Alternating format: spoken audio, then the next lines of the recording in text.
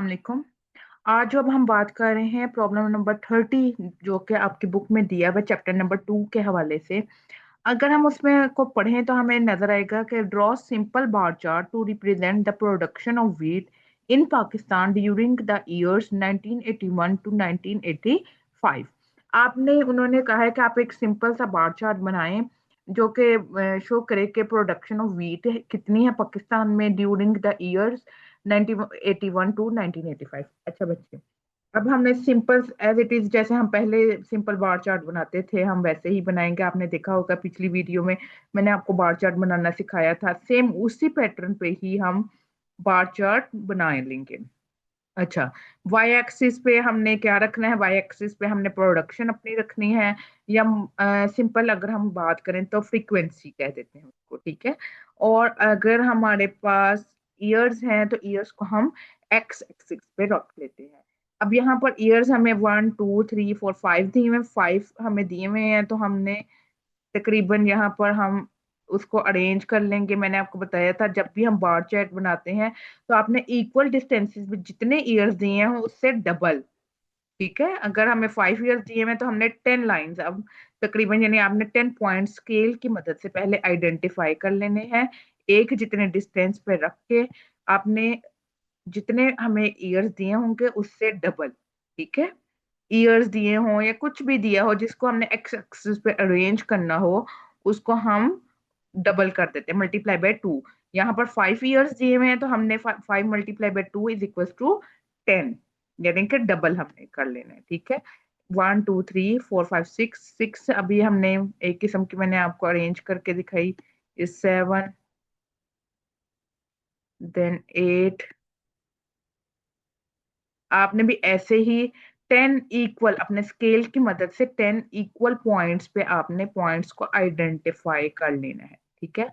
Then अगर हमारे पास 115 13 24 117 चले मैं यहाँ से ले लेती हूँ तकरीबन 50 50 का, 50 100 एंड 150, ठीक है। 150 139 तक है तो 150 तक मैं ले लेती हूँ। ओके। अच्छा, अब आपको मैं यहाँ पे लिख भी देती हूँ ताकि हमें याद रहे।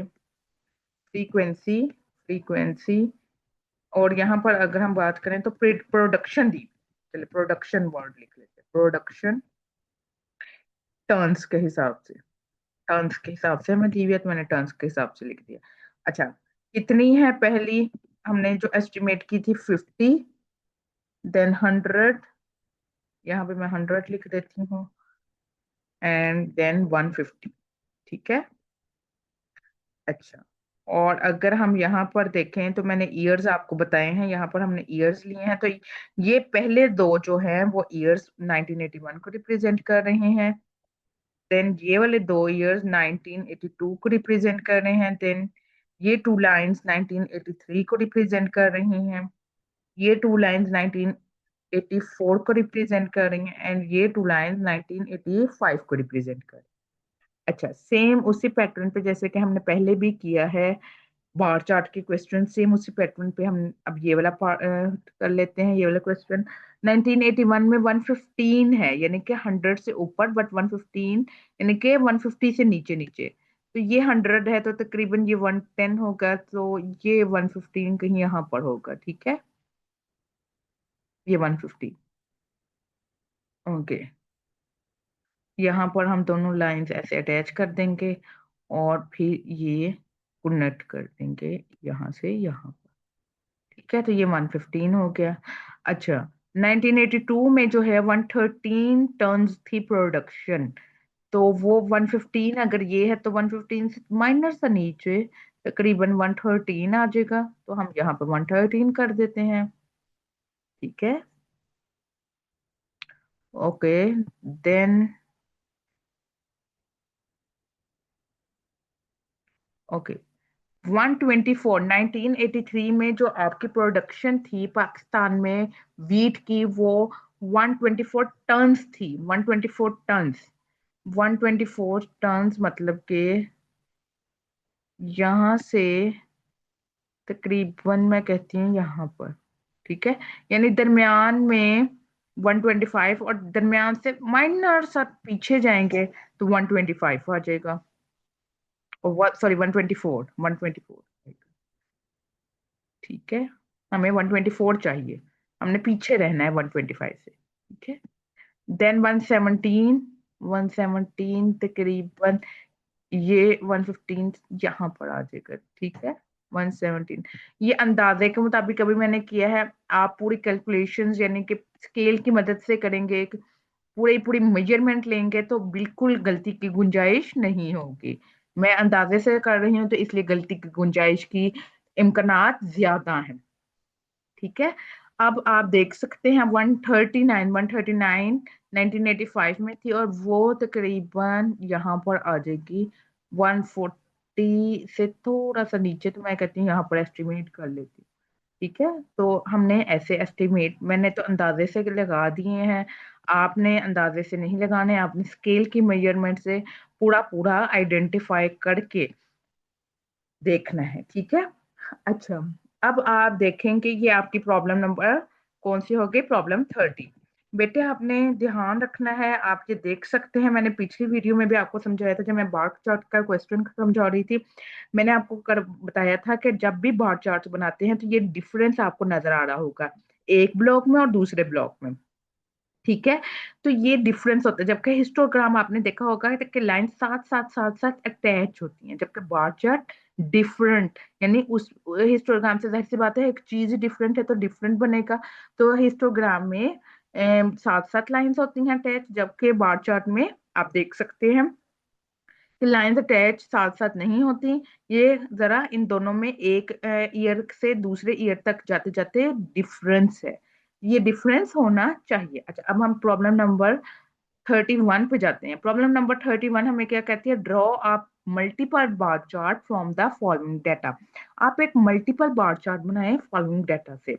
अच्छा, इधर उन्होंने आपको कंट्रीज दी हैं, बर्थ रेट दिया और डेथ रेट दिया। अच्छा, अब आपने क्या करना है बच्चे, ये देखिए आपने सेम उसी पैटर्न पे अब आपने मल्टीपल बार चार्ट बनाना है। ठीक है, आप देख सकते हैं पहले जो आपने बनाया था, मैंने आपको जो पहले अभी अभी अभी इसी वीडियो में प्रॉब्लम नंबर 30 जो करवाई है वो किस चीज पे है, वो आपकी इस चीज पे है कि आपने क्या करना है, सिंपल बार चार्ट बनाना है। आपके पास एक ईयर कुछ ईयर्स का डाटा था एक कंट्री का। ठीक है, आपने वीट का बना दिया, वीट की प्रोडक्शन के हवाले से। अब आपके पास एक कंट्रीज डिफरेंट है, लेकिन आपने उनकी बर्थ रेट और डेथ रेट दोनों को एक ही बार चार्ट में, उसे हम कहते हैं मल्टीपल बार चार्ट। ये नहीं कि डिफरेंट डिफरेंट बार चार्ट बनाए, नहीं, एक ही बार चार्ट में दोनों को एडजस्ट करना है, बर्थ रेट को भी और डेथ रेट को भी।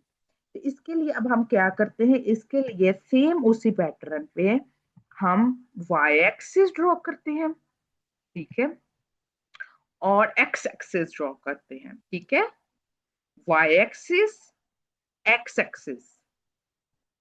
वाई एक्सिस पे अब हमारे पास 5 है कंट्रीज, तो मैंने जैसे अभी आपको बताया 5 into 2, आपको तीन तीन यहाँ पर चाहिए। ठीक है, अगर मल्टीपल बार चार्ट का आपने बनाना है तो आपने डबल की बजाय ट्रिपल कर लेना है। ठीक है, हर चीज को। ठीक है, आप समझ रहे हैं कि हर जो आपका, जैसे हम पहले बनाते थे 5 into 2, अब 5 into 2 नहीं, अब 5, आपने जब मल्टीपल बार चार्ट बनाना है आपने 5 into 3 करना है, तीन के साथ ضرب देने हैं तो पांच मतलब 15 आ जाएगा। पांच हमारे पास थी कंट्रीज, उनका डाटा दिया हुआ था, उनको जब मल्टीप्लाई बाय 3 किया तो 15। अब मैंने, आपने ये देख सकते हैं 1 2 3 4 5 6 7 8 9 10 11 12 13 14 15, 15 हमारे पास ये आ गई। जब मल्टीपल बार चार्ट्स होते हैं तो हमने ये देखना है हमारे पास कितने दिए हुए हैं बर्थ रेट डेथ रेट। ठीक है, यानी टिक के 2 दिए हुए हैं। ठीक है, अब हमें यानी इसके अलावा उसके एक और ऐड कर देना है। तो अब हमारे तीन चीजें, तीन, एक के लिए 3 लाइंस लगानी है, जापान के लिए 3 लाइंस, देन इंडिया के लिए 3 लाइंस, देन जर्मनी के लिए। अगर यहाँ पर एक और कॉलम आ जाता तो फिर हमने फिर जापान के लिए 4, फिर इंडिया के लिए 4, जर्मनी के लिए 4, इजिप्ट के लिए 4, ऑस्ट्रेलिया के लिए 4। ठीक है, अब आपने अपने आप को ये बताना है कि ये जो चीज़ है, मैं अब आपको यहाँ से इंसर्ट कर देती हूँ। अच्छा, यहाँ पर आपने एग्ज़ामिनेशन सेंटर में ये बताना है कि ये जो है बॉक्स ग्रीन कलर वाला, या आप मार्कर से लगाएँगे तो आप देखेंगे ये जो ग्रीन कलर वाला है वो क्या है? एक किस्म का बर्थ रेट मैं लिख भी देती हूँ इसमें, आपने भी बताना है। और जो ये वाला है वो है डेथ रेट, ठीक है? इसको हमने कहना है डेथ रेट, ठीक है? और वो हम इस कलर से डिनोट कर देंगे, ठीक है? अच्छा, अब आपने यहाँ पर लगानी है लाइन्स। जापान का कितना है बर्थ रेट? 32, ठीक है? ये 30 है, इसको ग्रीन करना है, ठीक है? तो ये ये अगर 32, ये 30 है तो यहाँ पर तकरीबन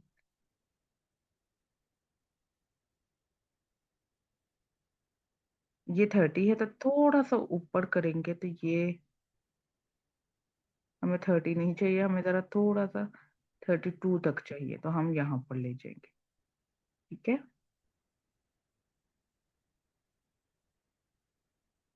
ओके, देन हम फिर ये करते हैं और इसको अटैच कर देते हैं।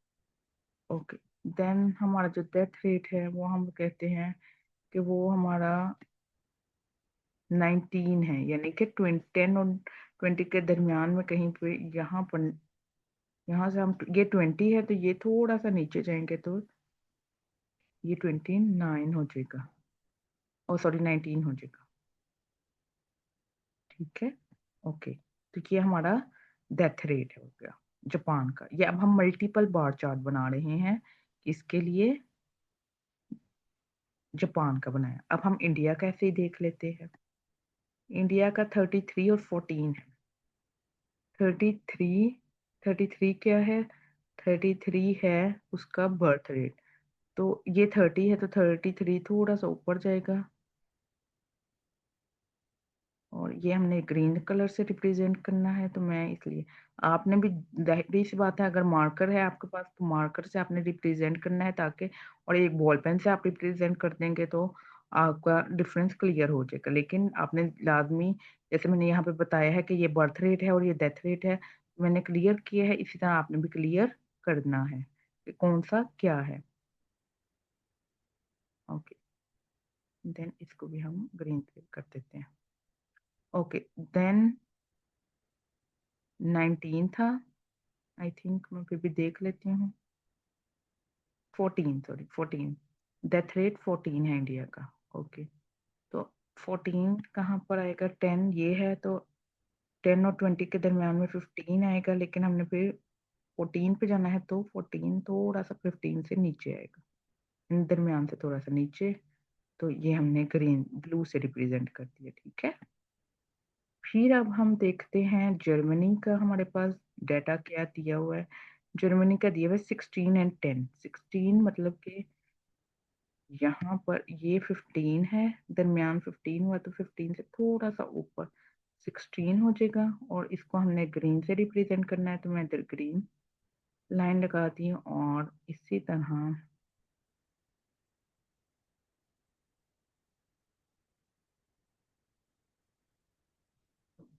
अच्छा, अब हमने क्या देखना है? अब हमने देखना है कि इसका डेथ रेट कितना है।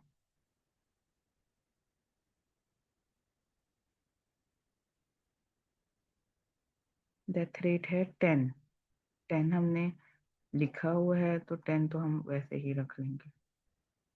10 ये है तकरीबन, ये, तो 10 हमने ले लिया। अच्छा, अब हम देख सकते हैं क्या है इजिप्ट का। ठीक है, इजिप्ट का है 44 एंड 24। 44 मतलब कि यहाँ से हमने 44, 40 और 50 के दरमियान में 45 आएगा, तो 45 से थोड़ा सा नीचे दरमियान से, तो यहाँ पे मैं कहती हूँ तकरीबन हमारा जो है आपने याद से जिस जिस कलर को हाईलाइट किया है कि ये वाला उस चीज को प्रेजेंट करेगा, आपने वही कलर पूरे क्वेश्चन में मेंटेन रखना है और याद से उसी चीज को फॉलो करना है, ठीक है। अच्छा, अब आप इंसर्ट शेप्स कर, और ये अगर 44 एंड 24, ओके, तो 24 तकरीबन हम कहते हैं यहाँ पर है 24, तो ये 24 लगा दिया।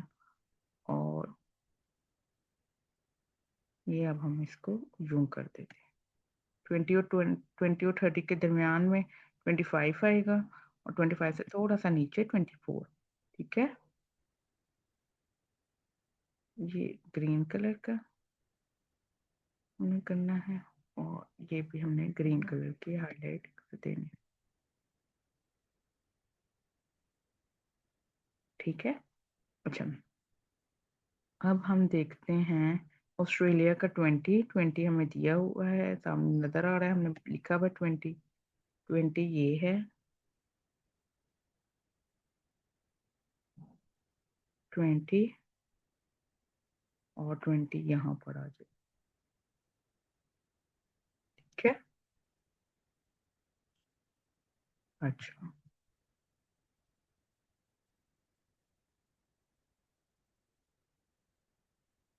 होपफुली आपको समझ आ रहा है। और जो 9 है वो 10 से नीचे जाएगा, जाहिर सी बात है। यहाँ पर है तकरीबन 9, तो ये 9 है। आपने ये अब आप देख सकते हैं, ये बार चार्ट के, यानी कि बार चार्ट अलहदा अलहदा भी बना है, ठीक है। शेप पे नो है यहाँ पे, ओके। और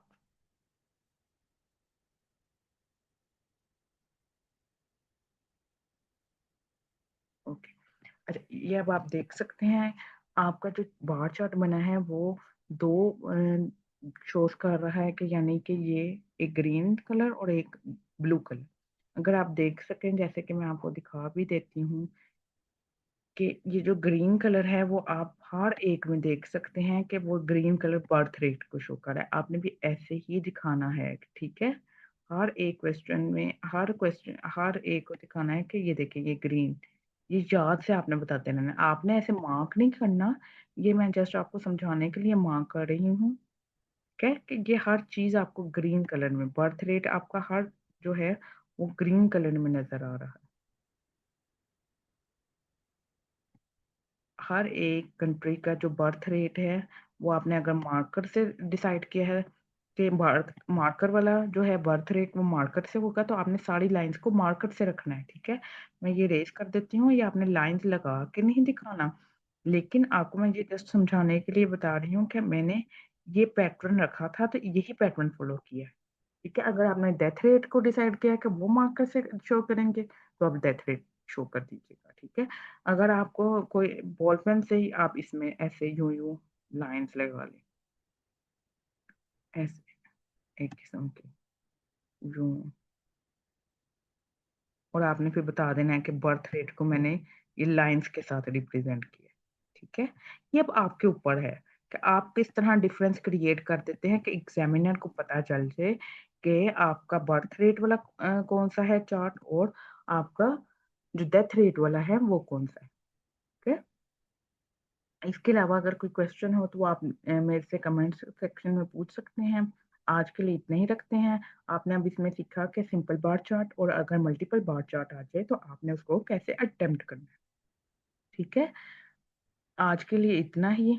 अगर इसके अलावा कुछ भी पूछना हो तो आप नीचे कमेंट सेक्शन में पूछ सकते हैं। जज़ाकल्लाह, अल्लाह हाफिज।